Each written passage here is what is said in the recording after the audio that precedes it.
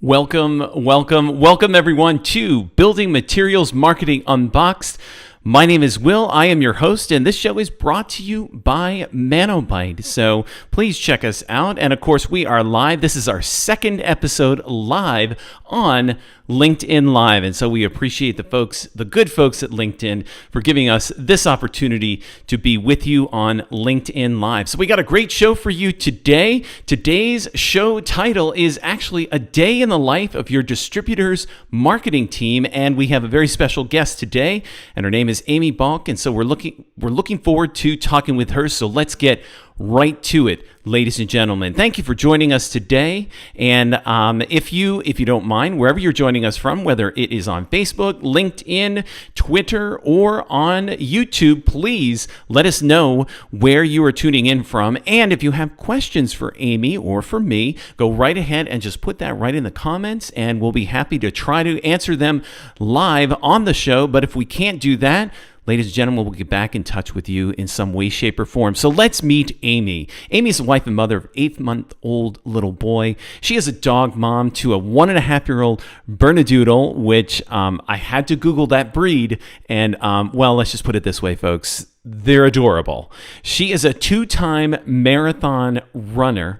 She loves the outdoors. She loves music. And I got to tell you, I spoke with Amy before the show, and just a joy to talk to. Really enjoyed listening to her stories and getting to know her. She's the director of marketing at Hoekstra Transportation. She's going to tell us a little bit more about that. But for right now, please, ladies and gentlemen, welcome to the show, Amy Balk. Welcome, Amy.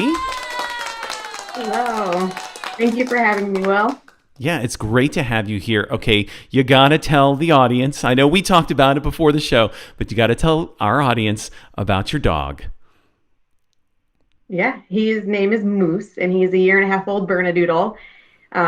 Bernedoodle is a Bernese Mountain Dog Poodle mix, and so he is a big puffball of love and happiness. And in a pandemic, who doesn't need a big puffball of love and happiness, right? For sure.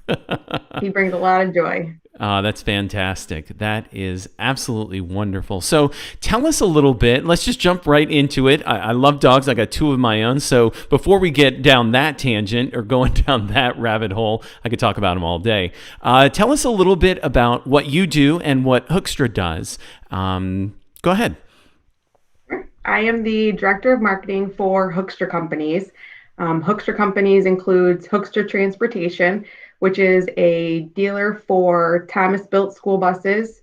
We represent Forest River shuttle buses, and also Freightliner Sprinter vans. And then we also own Hoekstra Equipment, which is a commercial lawn and landscape dealer, snow and ice removal, as well as work-ready trucks. And then recently we acquired B&B Truck Equipment, which is also an equipment house similar to our Hoekstra Equipment business. Fantastic. I only have one beef with that, and that is you said snow and ice. And, we're in April now, so I get you guys are based in Michigan. You kind of have to, it comes with the territory, but snow and ice, we're ready for spring. Absolutely. So thank you for that. That's great. So if you were to describe, maybe not so much to your young son, but if you were to describe to your family what your role is, how would you describe it? Mm-hmm. So I pretty much oversee all of the marketing initiatives, and I lead them.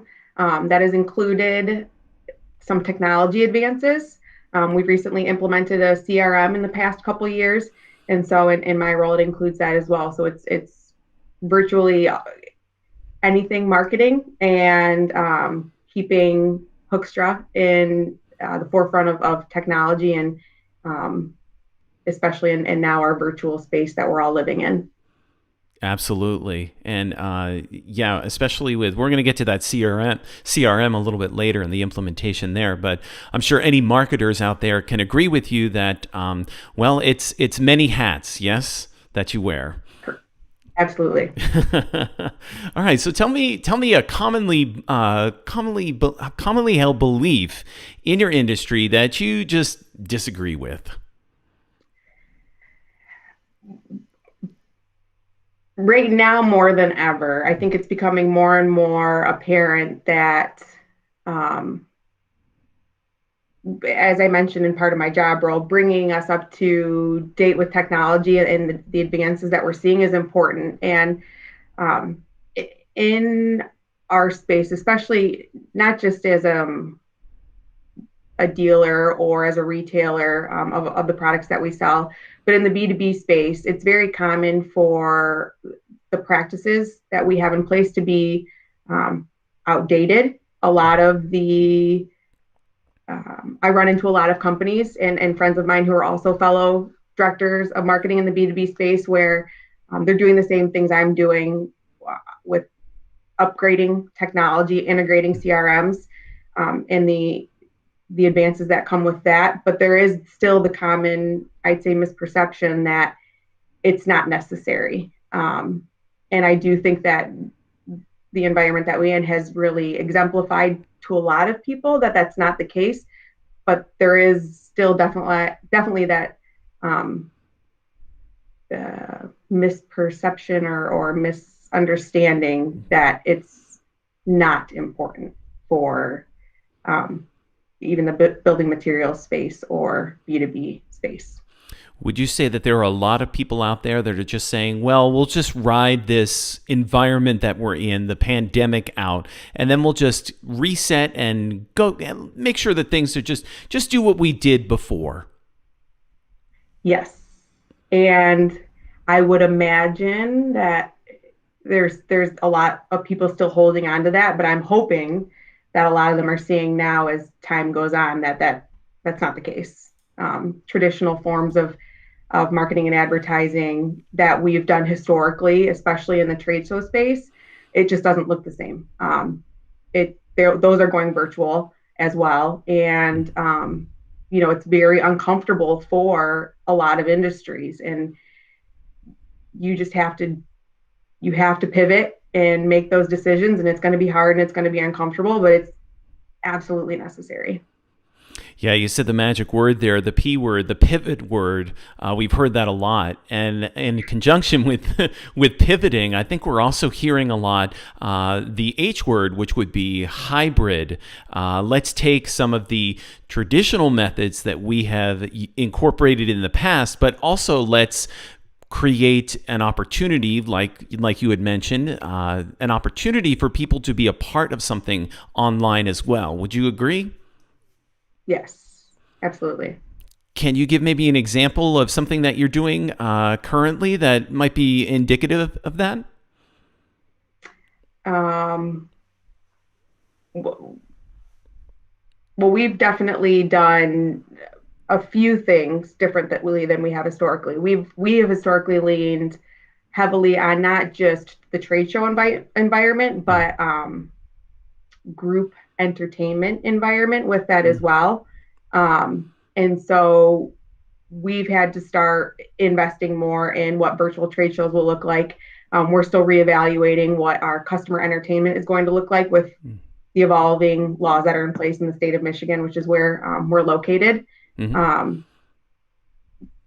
but off the top of my head, those are the pretty much the big one right now is just navigating the change in environment for trade shows, which has historically been a big means of advertising and getting in front of our audiences. Yeah, absolutely. And I've heard that with other people from other organizations that have been heavily focused on the trade show, and that being one of the only ways in the past that they've been able to generate leads, so to speak. So, one of the things that you had mentioned was that a lot of companies need to start focusing more on the overall customer experience, both in and out of not just your brick and mortar location. Could you maybe expand on that a little bit? How should we focus more on the overall customer experience? Absolutely. As I had mentioned before, a little about 2 years ago, or maybe a little under 3 years ago now, when I came on board with Hoekstra companies, one of the big initiatives that I um, worked on and implemented was our CRM. And with that, there were a couple things underlying there. It was improving our customer experience, and not necessarily just improving it, but making sure that it stayed at the level of experience that we expect and want for our customers. And by doing so and implementing that CRM, it enabled us to be able to not only communicate with our customers better and more efficiently and in more meaningful ways, but also as an internal team, one singular resource to be able to go to be able to communicate to one another on that customer. And that was a big part of that is ensuring that we were all communicating across our different not only divisions, but just, I mean, we have our service department, we have our sales department, we of course have the marketing department, we have our logistics department, and everyone's moving so fast that it provides a singular source for everyone to go to document conversations with that customer, so that when someone from our sales department has a conversation, the service department doesn't need to have the same conversation with that customer. It also allows us to save their information and reach out to them, as I mentioned, like in a marketing department sense, with more meaningful messaging. So if there's certain things that, for example, we know they purchased a vehicle 6 months ago, and we know that every 6 months they need to get a lift service on their shuttle bus, because we serve the mobility space. We can then let them know, hey, reminder, you need to get your lift service, and it just provides that extra level of communication and really having our customers back to make sure that they can stay on the road and ensure that their businesses continue to move forward, so that they can continue to serve their customers efficiently and well as well. That's a great example. So many people talk about, well, having that one source of truth really helps us cross-sell and upsell, but they forget about that customer care that you just mentioned right there. These are individuals or companies that have purchased, they need to be on the road. And so giving that gentle reminder that we're here for customer service, for customer care, I think that's a great way to beyond just the selling point. And of course, that's important as well, but it's also the customer care that you just mentioned. That's so very important. That's a great example. Thank you for that. What and I know we talked about this before. You guys are pretty brand loyal, but what could manufacturers do to make your company more brand loyal to them? I love this question because this is something that we strive to do internally, and communication is really big. Letting us know what's going on and what's happening. We understand, especially now that manufacturing times are lagging for things that are a lot of times outside of even our manufacturer's control. And so open communication is very big in making sure that they communicate across all levels. But then also quality of product is very big for us as well. We like to make sure that we're delivering our customers a quality product and a quality service. And when our manufacturers are continuously doing that for us and communicating along the way, it makes a big difference. There seems to be a theme here.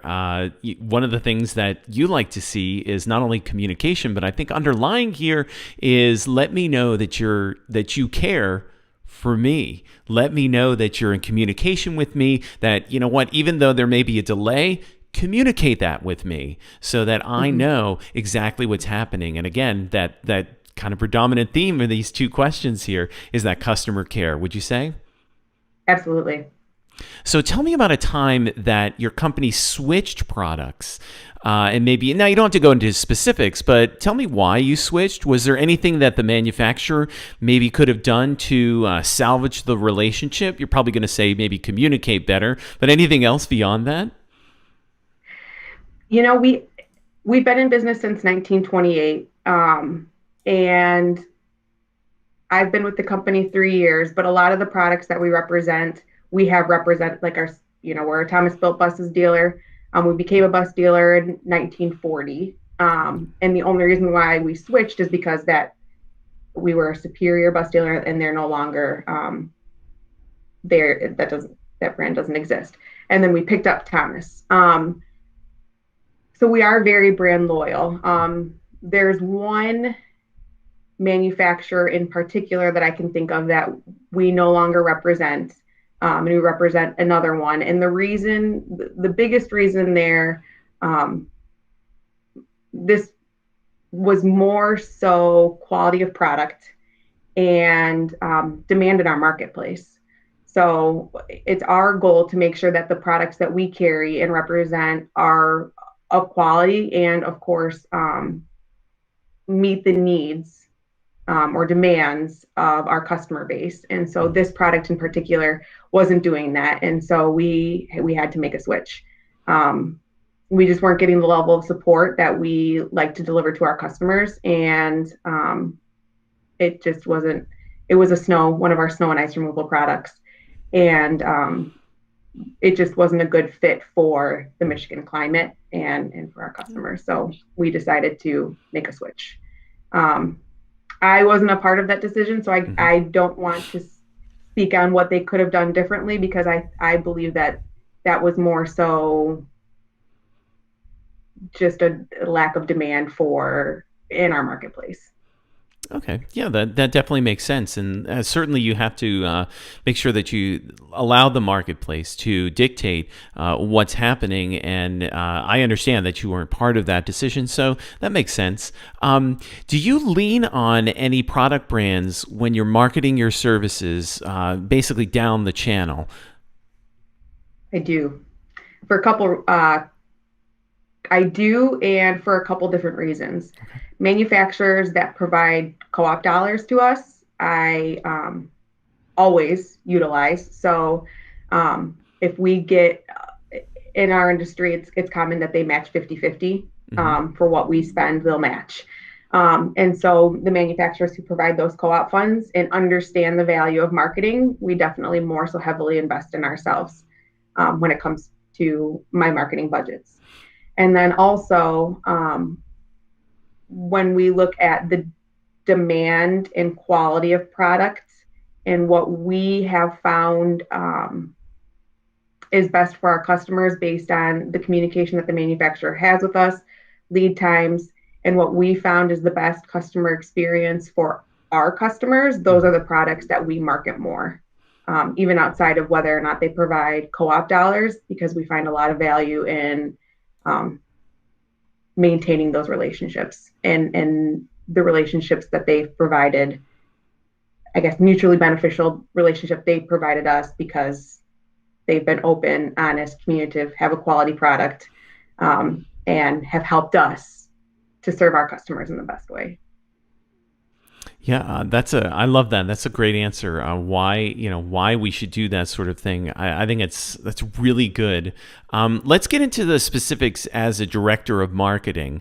So what can channel marketing directors and managers, manufacturers, what can they do to kind of make you, I don't want to say make you happier, but maybe even make you kind of sit up and take notice of them? A big thing that is extraordinarily helpful is for them to have some sort of asset site, somewhere where I can go and grab high quality, great images to be able to promote their products, of course, through our brand, helps immensely. So having some sort of asset site for myself and my team, and I'm sure several other marketing directors out there would say the same thing, is extraordinarily beneficial and invaluable for a marketing department. I definitely say that's probably one of the biggest differentiators. How often do you see a really good asset website or a place where you can go? How often do you see that? In of the manufacturers we represent, I would say maybe 10% have them. Really? Mhm.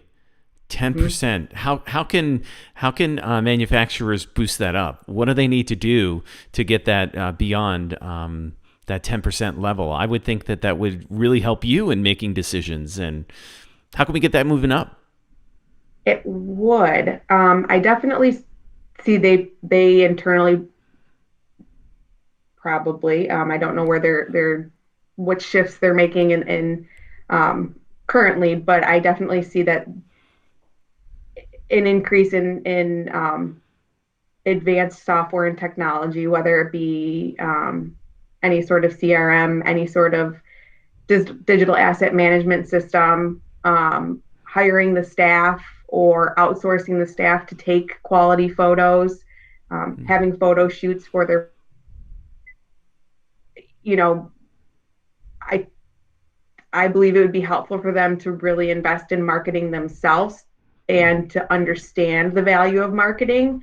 Um, and that I believe that would help them see and understand and know the value of providing that for their retailers or suppliers, um, and seeing probably even a greater return on whatever dollars they're spending. Right. No, that makes sense, and certainly understanding marketing themselves rather than here's everything, take a look and good luck finding it. I can definitely see a value in that, and I'm kind of surprised by that 10% number. I appreciate your honesty there. Do you see any? I mean, are you frustrated by that? It is frustrating. It creates a lot more work on my end, How which so? I'm sure you're going to expand. Sorry, it's very yeah, no, interesting to that's me. I have to take the photos of myself, and then I either have to hire out or learn myself, or how to use Photoshop and create higher quality images. It's even coming up with collective sales or things that they're doing on a local or national level. There's just when I see a manufacturer who has a very robust asset site, they have not only ads that we can use, they have images that we can use, they have um, pretty strict brand guidelines, which are sometimes can be frustrating on my end. I won't lie, but I also, being someone who's very protective of our brand, Right. absolutely understand the value and Understand. importance of that for brand consistency. Um, so it just provides a higher level of awareness for your product in the marketplace. Um, it helps lessen the time and make it easier and me and myself more willing to promote those products and get their brand out there into the marketplace. So it sounds to me like you're saying you feel more, or it's obvious that you are more supported by the manufacturer rather than having to do everything yourself. Mm-hmm. Absolutely. And I guess as a go getter and a self starter, you don't mind doing that. You're okay with doing that. However, if it's already done for you, and even though the brand guidelines might be a little restrictive, it's still nice to have that structure. Yes. Absolutely. Okay, yeah. So that is. I hope our audience is listening there. That's what it, with 10%, and then you basically just this is a what I like to call a rewind moment, and then you basically outline the things that need to happen for a good asset site. So manufacturers, if you're listening, you need to definitely take that advice because I think overall it will definitely help you. Would you agree, Amy? Absolutely. I'm hands down promote the products that we have asset sites to more than, and not because we favor them by any means. It's just naturally how it goes because I have to run, myself and my department efficiently as well. So Yeah, no, It's that just how it goes. yeah, less friction in getting the product out there is so essential and so important that it shouldn't fall completely on your shoulders. Hmm. Yes, great stuff there. So let's go back to the CRM implementation and tell me about that. Just in general, how that went, what you've been able to see as a result of having this visibility across all your departments. Hmm. When I started, we had a CRM, but it was not meeting the needs of all of our divisions and departments. And so when I started, we switched CRMs because, as I mentioned earlier, we wanted to create a better and more seamless customer experience. Um, and through that, we have. We've definitely been able to, especially, and I keep alluding to this time, but it is what it is.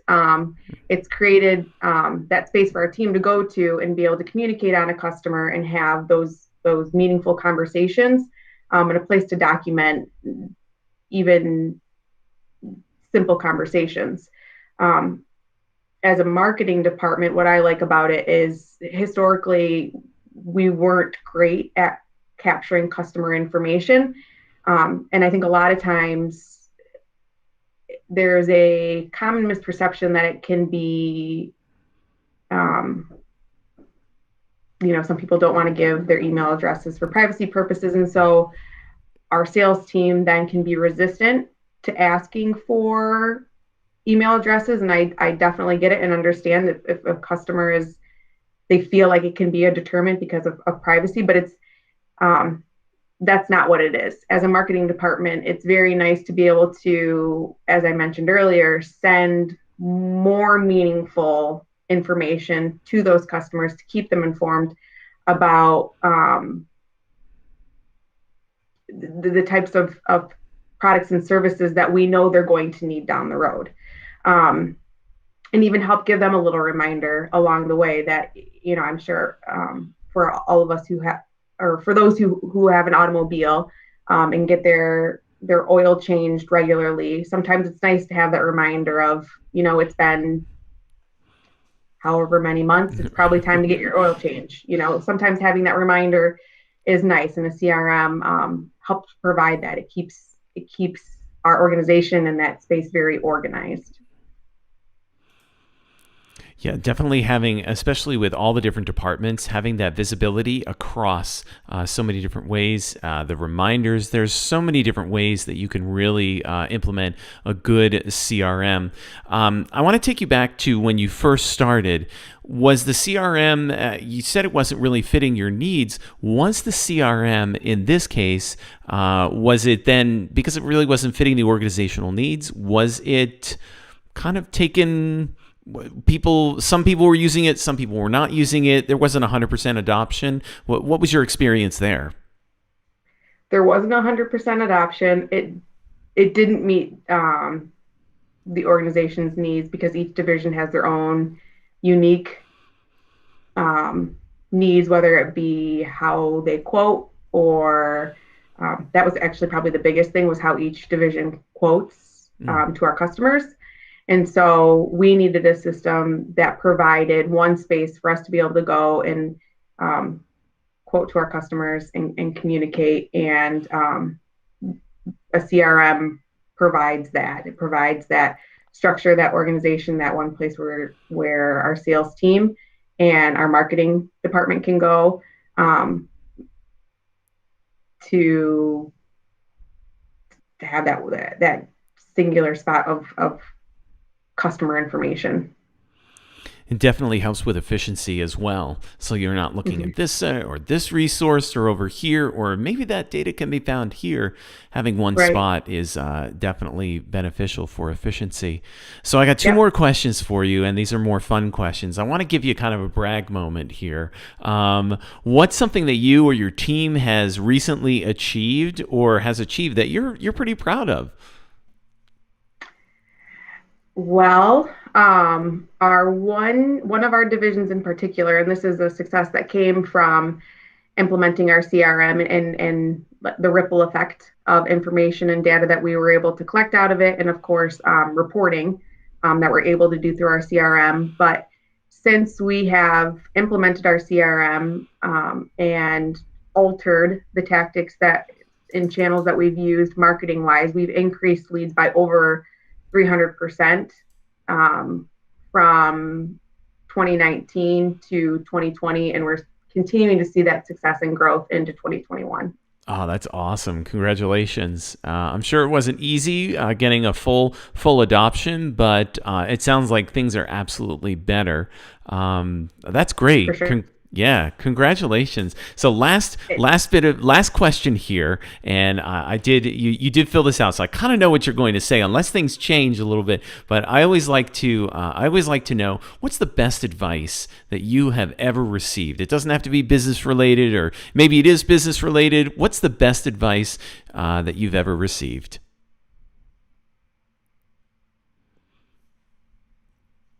You know,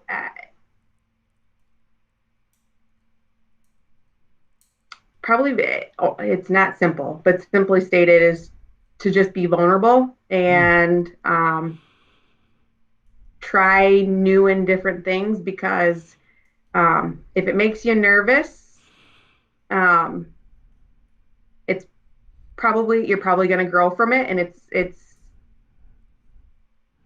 good will come from it. So especially in looking as particularly at our conversation,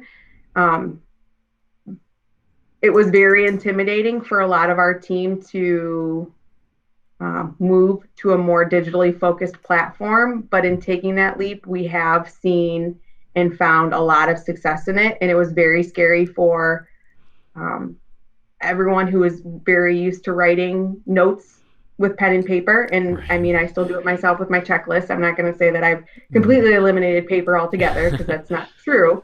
But even for myself, as the individual who was spearheading the implementation of it, it's a very intimidating and vulnerable type of experience. And doing that and putting ourselves in that position has led to some pretty solid and exciting success. So just, I guess the two words are be vulnerable, and especially a digitally shifting environment. I think that's great advice. Yeah, just think outside the box, step outside your comfort zone, and just be. And I love that, be vulnerable, because that also says that, hey, I don't know everything.